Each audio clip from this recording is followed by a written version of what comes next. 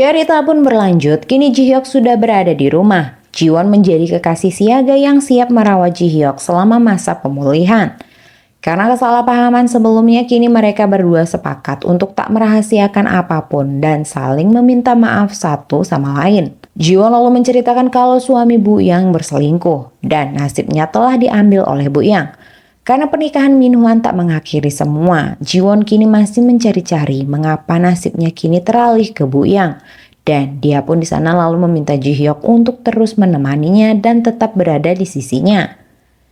Sedangkan kini Bu Yang sedang mencari barang bukti bahwa suaminya berselingkuh. Dia lalu mengambil memori yang ada di kamera mobilnya dan memeriksa map GPS mobil itu. Kini Pak Ali pun sedang laporan ke Ji-hyuk mengenai kecelakaan itu. Pak Ali meminta anak buahnya untuk mengawasi Yura, Sumin, dan Min-hwan. Tapi ternyata tak ada yang mencurigakan. Ia lalu mengatakan jika seharusnya Ji-hyuk ini memberitahu persoalan ini lebih awal. Dia pun lalu basa-basi menyinggung dan menanyakan sampai kapan Ji-hyuk memakai penyangga lengan itu. Dan di sana Ji-hyuk pun menjawab jika itu tergantung perintah Ji-won karena ia berjanji untuk merawat Ji-hyuk hingga ia benar-benar pulih. Mereka berdua kini sedang makan bersama. Ji-won lalu berinisiatif untuk menyuapi Ji-hyuk setelah melihat Ji-hyuk yang kesusahan menyuap makanan sendiri. Kemudian saat akan pulang, Ji-hyuk lalu meminta Ji-won untuk menginap saja dan perlakuan manis pun ditunjukkan oleh mereka. 왜요? 지원 씨. 오늘 자고 가면 안 돼요? Hingga keesokan harinya, Ji-hyuk mengira Ji-won pergi kemana, tapi ternyata dia sedang di dapur menyiapkan jus stroberi. Dan saat memeluk Ji-won, ternyata Ji-hyuk ketahuan pura-pura belum pulih agar dirawat terus oleh Ayang. Singkat cerita, Yura lalu menghubungi ayah Sumin dan ibu Ji-won. Yura menawarkan mereka untuk pergi dari Korea dan bersembunyi ke Cina. Sedangkan kini di kantor, Bu Yang lalu memiliki rencana untuk memergoki suaminya berselingkuh di rumah.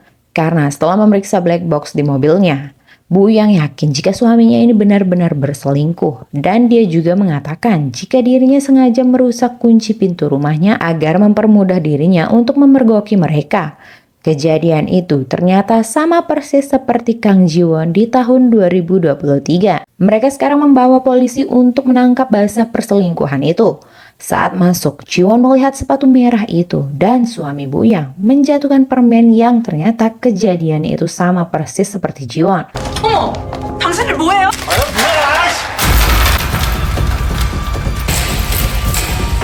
Tapi kali ini suami Bu Yang selamat karena selingkuhannya beralasan jika dia membawakan makanan itu untuk Bu Yang karena sakit. Suami Bu Yang lalu mengusir semua, tapi Kang Ji-won di sana menolak untuk keluar sebelum melakukan sesuatu yang ia takuti jika hal itu akan terjadi juga pada Bu Yang. 나가는데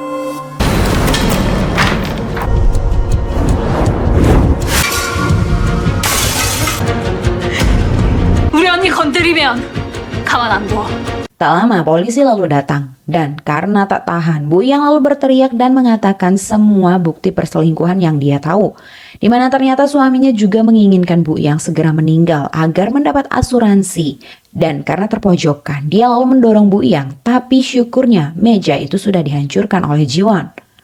Mereka berdua akhirnya dibawa ke kantor polisi dan tak lama dua pria datang menemui para gebetan. Ji-won lalu menawarkan diri agar terus bisa menemani Bu Yang yang akan menemui suaminya dalam proses perceraian.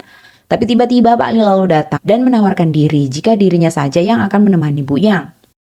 Ji-hyuk dan Ji-won lalu kemudian membahas mengenai nasib Ji-won yang berpindah pada Bu Yang. Ternyata hal itu bukanlah kebetulan semata.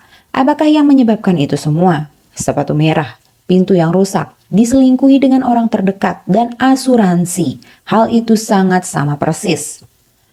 Ji-won lalu memiliki rencana untuk merayu Min-hwan dan membuat Min-hwan ini berselingkuh dari Sumin dan membuatnya berpikir untuk membunuh istrinya agar nasib itu bisa berpindah dari Bu Yang. Ji-hyuk awalnya tak setuju karena Ji-won harus merayu Min-hwan, akan tetapi ini semua demi menyelamatkan nasib Bu Yang. Kemudian keesokan harinya rencana dimulai dengan sepatu merah sebagai simbol pelakor yang siap merayu suami orang. Ji-hyuk dan Ji-won berpura-pura jika hubungan mereka kini putus karena Ji-won yang menerima uang dari kakeknya agar menjauhi Ji-hyuk.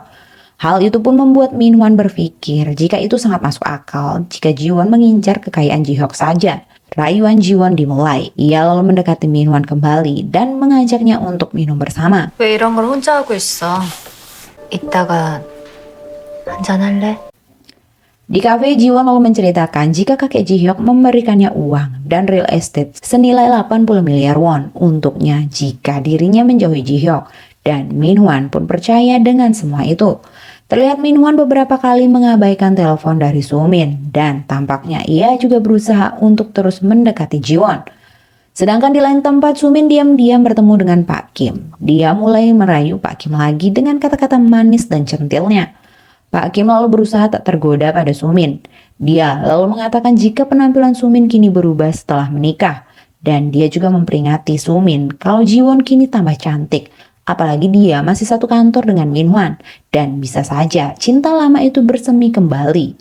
Saat Minhwan menanyakan hubungannya, Jiwon lalu mulai berakting dan mengatakan jika mereka sudah putus. Dan Jihyuk masih mengawasinya. Jiwon lalu menceritakan jika dirinya hampir saja ditabrak oleh truk yang ternyata supirnya adalah ayah Jong Sumin. Di sana Jiwon lalu mengatakan itu bisa saja ulah Sumin dan kini Sumin menjadi wanita gila yang ingin membunuhnya. Tapi syukurnya ia masih selamat karena Jihyuk yang menolongnya karena mengawasinya saat itu. Kini Minhwan lalu mulai membelokkan rencananya untuk membunuh Jiwon. Karena tahu Jiwon memiliki uang yang banyak dan dia juga sudah putus dengan Jihyuk, Minhwan lalu membatin bagaimana jika dirinya mendekati Jiwon lagi agar kecipratan rezeki 80 miliar won itu. Jiwon lalu mengatakan bagaimana jika Minhwan bercerai saja dari Sumin, si wanita gila, dan kembali lagi padanya. Minhwan lalu menghubungi Yura dan mengatakan jika Jihyuk dan Jiwon sudah putus dan mereka akan balikan lagi. Dan entah kenapa si Yura ini kayak gampang banget percaya. Di sana Yura juga mengatakan akan melenyapkan ayah Sumin dan ibu Jiwon untuk menghilangkan barang bukti atas kejadian kecelakaan itu. Minhwan lalu meminta bercerai dengan Sumin dan Sumin juga sudah curiga jika Minhwan dan Jiwon kembali bertemu. Dia sadar jika Minhwan dan Jiwon kembali maka dirinya lah satu-satunya yang dirugikan. Shin lalu memperlihatkan Eunho dan karyawan lainnya yang tak bisa masuk ke dalam restoran. Ternyata menurut informasi pemilik restorannya yang tak lain adalah teman Eunho telah menjual restoran itu dan yang menjadi pemilik barunya adalah Yura. Yura ternyata memiliki rencana untuk memanfaatkan Eunho. Namun saat diminta memilih oleh Yura, Eunho menolak tawaran Yura memilih restoran atau dipecat. Eunho lalu menghubungi Huyeon untuk minum bersama. Di sana dia menceritakan jika kini dia adalah seorang pengangguran. Huyeon yang sedang mengoceh lalu tiba-tiba memiliki ide bagaimana jika dirinya menggunakan Eunho sebagai chef dalam produk baru mereka. 어디서 괜찮은 셰프 하나만 딱 나타나면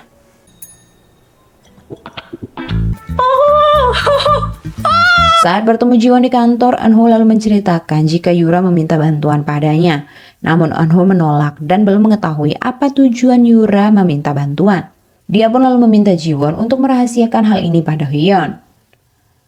Dan di lain tempat, Jihyuk ternyata bertemu dengan orang kepercayaan Yura dan menawarkan kerjasama, membantu Jihyuk atau hancur bersama Yura. Sedangkan kini di kantor, Minhwan tiba-tiba saja menelpon Jiwon lewat telepon kantor. Dia mengajak Jiwon untuk makan malam bersama. Tapi tiba-tiba Jihyuk lalu menelpon Jiwon dan memberitahu jika Minhwan sudah memiliki selingkuhan. Di mana ternyata dia memberikan Yura sepatu merah lambang pelakor. Jiwon lalu melanjutkan obrolannya dengan Minhwan. Dan secara tiba-tiba sikap manisnya pada Minhwan berubah menjadi ketus lagi. 특히 여성 인재 영입력이 여러모로 대단하시네요. 앞으로도 계속 파이팅하세요. Di tempat lain, Yura melancarkan rencananya untuk membunuh kedua orang tua itu dengan memberikan asap beracun di dalam mobil. Dan di sana ada surat wasiat untuk Jiwon, yang tentu saja itu adalah bagian rencana dari Yura. Sedangkan kini Sumin yang sudah merasa dirugikan pun menyetujui perceraian yang dikatakan oleh Minhwan. Dan secara tiba-tiba dia juga menghubungi Yura. 여보세요? 오유라입니다. 정수민이라고 합니다. Shin lalu memperlihatkan Jiwon yang baru saja selesai lembur di kantor. Saat akan pulang menemui Jihyuk, tiba-tiba telepon berdering dan terdengar suara tawa aneh. Yang ternyata itu adalah Minhwan. Merasa dipermainkan, dia pun dendam dan berniat menyakiti Jiwon. Saat ke dapur, lampu tiba-tiba mati dan Jiwon berusaha untuk bersembunyi dari Minhwan. 웃어? 우리 할 얘기 많잖아. Hingga tak lama handphone Jiwon pun berdering. Itu adalah telepon dari Jihyuk. Tapi Minhwan mematikan ponsel Jiwon. Dan dia pun berhasil menemukan Jiwon. 뭐하냐?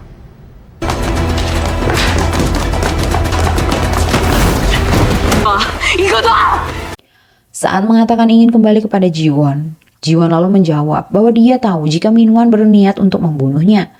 Ia lalu berniat balas dendam pada Minhwan dan saat melihat Minhwan kesal, Jiwon pun mempersilahkan Minhwan untuk membunuhnya. 이거였구나. 근데 이번엔 확실히 죽여. 아니면 내가 널 죽일 테니까. 죽여달라니까 죽여. 웃어? 죽여. 지원 씨! 박민환 손에 죽을 운명이었던 건가? Gimana nih episode kali ini? Coba komen di bawah. Dan udah siap belum ditinggal sama drama Marry My Husband? Karena minggu depan ternyata nggak terasa Marry My Husband udah mau ending aja. Oke, thank you buat kalian yang udah setia dengerin ocehan ini sampai selesai. Semoga kalian sehat selalu dan thank you.